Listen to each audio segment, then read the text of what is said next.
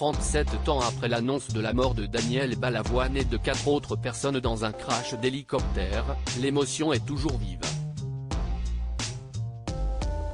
Le chanteur se rendait pour une mission humanitaire au Mali alors que se déroulait la course automobile Paris-Dakar. Ce 5 février 2023, la star aurait célébré ses 71 ans avec ses enfants nés de son couple avec Corinne, Jérémy et Johanna, mais un autre destin s'est écrit et ils ont perdu leur père alors qu'il était très jeune.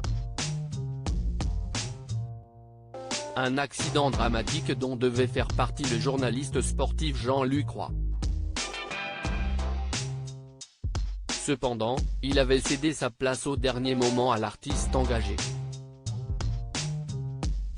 Pour Le Figaro, il s'était confié sur le drame.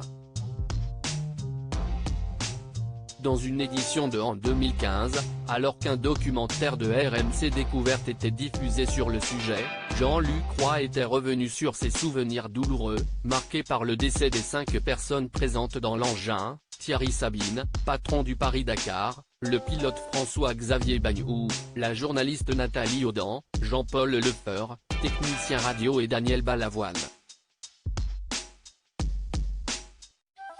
Au dernier moment, l'interprète de La Sissa avait demandé à prendre la place de Jean-Luc Roy, ce dernier n'ayant plus besoin de quitter les lieux en hélico. C'était une belle occasion pour lui de découvrir l'épreuve en hélicoptère. Nous nous sommes croisés avec Daniel qui m'a demandé si j'étais sûr de mon choix et si cela ne me dérangeait pas de laisser ma place. Il monte dans l'hélico, on échange quelques mots et je referme la porte. Il est environ 18h et la pénombre commence à tomber, s'est souvenu Jean-Luc Roy, non sans émotion. Des conditions météo très mauvaises. Daniel Balavoine était venu en Afrique pour l'opération Pompe à eau pour l'Afrique avant tout et il devait quitter le rallye le lendemain. Jean-Luc Roy est donc rentré de son côté en avion et a vite compris que l'hélicoptère a dû lui se poser en raison de la visibilité quasi nulle au sol. Après des manœuvres difficiles, l'engin s'est retrouvé projeté devant le véhicule qui devait le guider avant d'exploser. Je n'ai jamais trouvé la réponse. Le lendemain, le journaliste expert en sport mécanique apprend la terrible nouvelle. S'il s'est méfié des rumeurs, l'information a été ensuite confirmée par RFI.